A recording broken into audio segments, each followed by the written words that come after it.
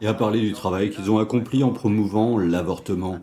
Et ce forum fait la promotion de l'agenda LGBT en essayant d'imposer l'idée que les femmes sont des hommes et que les hommes sont des femmes simplement en fonction de la perception qu'ils ont d'eux-mêmes.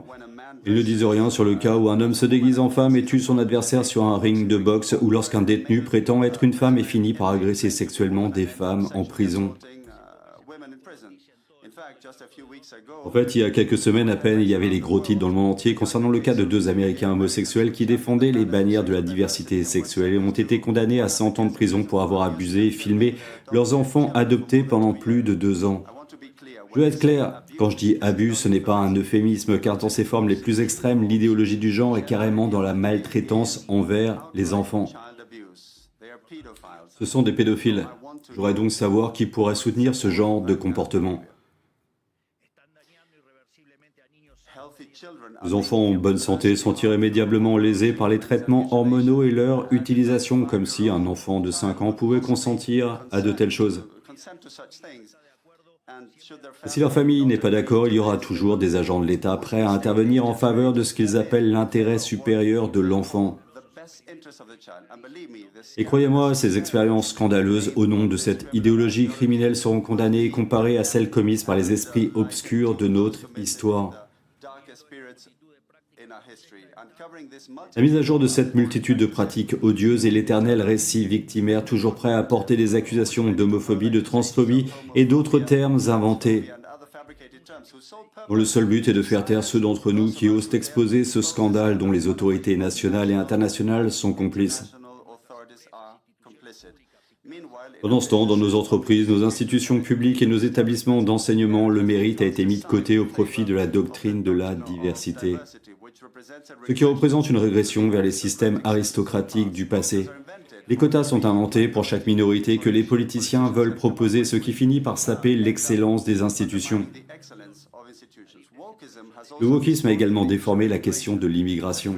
La libre circulation des biens et des personnes est un pilier fondamental du libéralisme, nous le savons bien. L'Argentine, les États-Unis et de nombreux autres pays sont devenus grands grâce aux immigrants qui ont quitté leur pays d'origine à la recherche de nouvelles opportunités. Cependant, nous sommes passés d'une stratégie consistant à attirer des talents étrangers pour favoriser le développement à une politique d'immigration massive non motivée par l'intérêt national mais par la culpabilité, puisque l'Occident est censé être la cause fondamentale de tous les maux du monde de l'histoire. Il doit se racheter en ouvrant ses frontières à tous.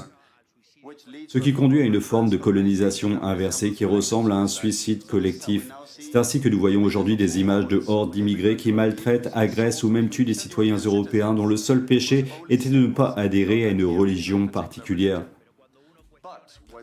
Lorsqu'on remet en question ces situations, on est immédiatement qualifié de raciste, de xénophobe ou même de nazi.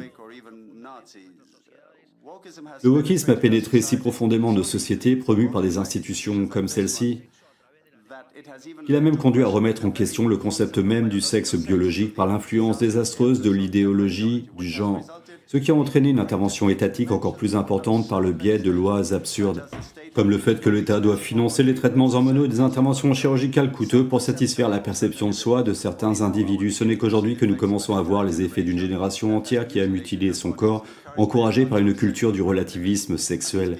Et ces personnes devront passer toute leur vie en traitement psychiatrique pour faire face à ce qu'elles se sont fait. Pourtant, personne n'ose parler de ces problèmes. Non seulement cela, mais la grande majorité a été soumise aux perceptions erronées d'une petite minorité et le wokisme cherche également à détourner notre avenir. Parce qu'en dominant les facultés des universités les plus prestigieuses du monde, ils façonnent les élites de nos pays à rejeter et à nier la culture, les idées et les valeurs qui ont fait notre grandeur, endommageant encore plus notre tissu social. Quel avenir avons-nous si nous apprenons à nos jeunes à avoir honte de notre passé? Tout cela a été incubé et s'est progressivement développé au cours des dernières décennies après la chute du mur de Berlin. Curieusement, les nations libres ont commencé à s'autodétruire lorsqu'elles n'avaient plus d'adversaires à vaincre. La paix nous a affaiblis, nous avons été vaincus par notre propre complaisance. Toutes ces aberrations et d'autres que nous ne pouvons pas énumérer, faute de temps, constituent les menaces qui pèsent aujourd'hui sur l'Occident. Malheureusement, ce sont les croyances que des institutions comme celle-ci promeuvent depuis 40 ans. Et personne ici ne peut feindre l'innocence. Depuis des décennies, il y a eu une idéologie sinistre et meurtrière, comme s'il s'agissait d'un veau d'or remant ciel et terre pour imposer sa propre humanité. Cette organisation, ainsi que les organismes supranationaux les plus influents, ont été les idéologues de cette barbarie. Les organismes multilatéraux de près ont été des instruments d'extorsion, tandis que de nombreux gouvernements nationaux, et en particulier l'Union européenne, ont agi comme leurs propres ailes. N'est-il pas vrai qu'en ce moment même, au Royaume-Uni, des citoyens sont emprisonnés pour avoir dénoncé des crimes horribles commis par des migrants musulmans, des crimes que le gouvernement cherche à dissimuler? Bien, les bureaucrates de Bruxelles n'ont-ils pas suspendu les élections en Roumanie simplement parce qu'ils n'aimaient pas le parti qui avait gagné? Face à chacune de ces discussions, les premières stratégies du wokisme sont de discréditer ceux d'entre nous qui remettent en cause ces choses. D'abord en nous étiquetant, puis en nous réduisant au silence. Si vous êtes blanc, vous devez être raciste. Si vous êtes un homme, vous devez être misogyne ou faire partie du patriarcat. Si vous êtes riche, vous devez être un capitaliste cruel. Si vous êtes hétérosexuel, vous devez être hétéronormatif, homophobe ou transphobe. Pour chaque défi, ils mettent une étiquette et ensuite ils essaient de vous réprimer par la force ou par des moyens légaux parce que, sous la rhétorique de la diversité, de la démocratie, de la tolérance qu'ils prêchent si souvent, ce qui se cache vraiment, c'est leur désir flagrant d'éliminer la dissidence, la critique et en fin de compte, la liberté afin de pouvoir continuer à défendre un modèle dont ils sont les principaux bénéficiaires. N'avons-nous pas entendu récemment comment certaines autorités européennes de premier plan, assez rouges devrais-je dire, ont en fait ouvertement appel à la censure?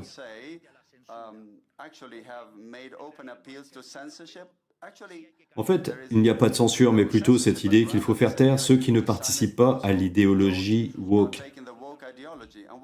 Et quel genre de société le wokisme peut-il créer? Une société qui remplace le libre-échange de biens et de services par la distribution arbitraire de la richesse sous la menace d'une arme. Une société qui remplace les communautés libres par une fausse collectivisation. Une société qui remplace le cas créatif du marché par l'ordre stérile et sclérosé du socialisme. Une société remplie de ressentiments où il n'y a que deux types de personnes. Ceux qui sont des contribuables nets d'un côté et ceux qui sont bénéficiaires de l'État de l'autre. Et par là, je ne parle pas de ceux qui reçoivent l'aide sociale parce qu'ils n'ont pas assez à manger. Je parle des grandes entreprises privilégiées, des banquiers qui ont été renfloués pendant la crise des subprimes, de la majorité des médias, des centres d'endoctrinement déguisés en universités, de la bureaucratie d'État, des syndicats, des organisations sociales et des entreprises de connivence qui prospèrent grâce aux impôts payés par les individus et les contribuables qui travaillent dur. Je parle du monde décrit par Ayn Rand dans La Grève, qui est malheureusement devenu une réalité. C'est un système où le grand gagnant est la classe politique qui devient à la fois l'arbitre et la partie prenante dans ce jeu de redistribution. Je le répète, la classe politique est à la fois l'arbitre, partie prenante et partie intéressée dans cette redistribution. Bien sûr, celui qui redistribue est celui qui maintient la ligne de partage. Et malgré les différences cosmétiques entre les différents partis politiques, ils partagent des partenaires d'intérêt, des accords et un engagement inébranlable à maintenir le statu quo. C'est pourquoi je les appelle tous le parti de l'État. Un système se cache derrière une rhétorique bien intentionnée, affirmant que le marché échoue et que c'est à eux de corriger les échecs par la réglementation, la force et la bureaucratie. Mais les défaillances de marché n'existent pas. Les défaillances de marché, je le répète, n'existent pas. Étant donné que le marché est un mécanisme de coopération sociale où les droits de propriété sont échangés volontairement, le concept même de défaillance du marché est une contradiction dans les termes.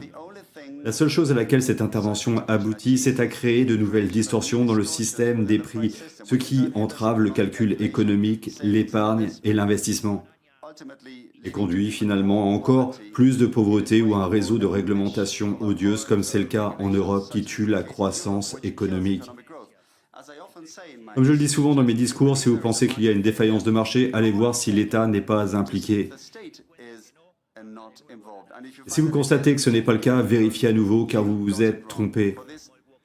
Pour cette même raison, puisque le wokisme n'est rien d'autre qu'un plan systématique du parti de l'État pour justifier l'intervention de l'État et augmenter les dépenses publiques, Cela signifie que notre première et principale mission, si nous voulons vraiment récupérer le progrès de l'Occident et construire un nouvel âge d'or, doit être la réduction drastique de la taille de l'État. Non seulement dans chacun de nos pays, mais aussi la réduction drastique de toutes les organisations supranationales, car c'est la seule façon d'éradiquer ce système pervers, drainant ses ressources afin de rendre aux contribuables ce qui leur appartient et de mettre un terme à la vente de faveurs. Il n'y a pas de meilleure méthode pour mettre fin à la bureaucratie étatique que de ne pas avoir la possibilité de vendre de telles faveurs en premier lieu. Les fonctions de l'État doivent à nouveau se limiter à la défense du droit à la vie, à la liberté et à la propriété. Toute autre fonction que l'État assumera se fera au détriment de son rôle fondamental et conduira inévitablement au léviathan omniprésent dont nous souffrons tous aujourd'hui. Nous assistons aujourd'hui à l'épuisement global de ce système qui nous domine depuis quelques décennies. Comme cela s'est produit en Argentine, le reste du monde assiste à l'approfondissement du seul conflit vraiment pertinent de ce siècle et de tous les précédents. Le conflit entre les citoyens libres et la caste politique qui s'accroche à l'ordre établi, redoublant ses efforts de censure, de persécution et de destruction. Heureusement, partout dans le monde libre, la majorité silencieuse s'organise et dans chaque recoin de notre hémisphère, l'écho de ce cri de liberté résonne. Nous sommes face à un changement d'air, un glissement copernicien, la destruction d'un paradigme et la construction d'un autre. Les institutions influentes au niveau mondial comme celle-ci souhaitent tourner la page et participer de bonne foi à ce nouveau paradigme. Il faudrait qu'elles assument le rôle joué au cours des dernières décennies en reconnaissant devant la société le mea culpa qui lui est demandé. Pour conclure, je souhaite m'adresser directement aux dirigeants du monde, à tous ceux qui dirigent aussi bien les États nationaux que les grands groupes économiques et les organisations internationales influentes. Qu'ils soient présents ici aujourd'hui ou qu'ils nous écoutent depuis chez eux. Les formules politiques des dernières décennies auxquelles j'ai fait référence dans le discours ont échoué ou s'effondrent aujourd'hui sous leur propre poids. Cela signifie que penser comme tout le monde, lire ce que tout le monde lit et dire ce que tout le monde dit ne peut que conduire à l'erreur. Même si beaucoup persistent à marcher vers le précipice. Le scénario des 40 dernières années est terminé et lorsqu'un système s'arrête, l'histoire s'ouvre. C'est pourquoi je dis à tous les dirigeants mondiaux qu'il est temps de se libérer de ce scénario. Il est temps d'être audacieux, il est temps d'oser penser et d'oser écrire nos propres vers.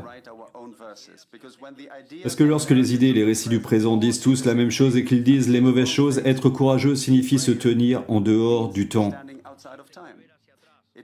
Cela signifie regarder en arrière, ne pas être ébloui par le transitoire, perdre de vue l'universel. Cela signifie récupérer des vérités qui étaient évidentes pour nos ancêtres et qui sont au cœur du succès de la civilisation occidentale, mais que le régime de pensée analytique des dernières décennies a persécuté. Comme s'il s'agissait d'hérésie. Comme l'a dit Churchill, plus on peut regarder loin en arrière, plus on a de chances de voir loin en avant. En d'autres termes, nous devons renouer avec les vérités oubliées de notre passé pour démêler les nœuds du présent et faire le prochain pas en avant en tant que civilisation vers l'avenir. Et que vois-je lorsque je regarde en arrière? Nous devons à nouveau embrasser la dernière thèse éprouvée de la réussite économique et sociale. C'est le modèle de la liberté. Une fois de plus, nous embrassons les idées de liberté et nous revenons au libertarisme. C'est ce que nous faisons en Argentine.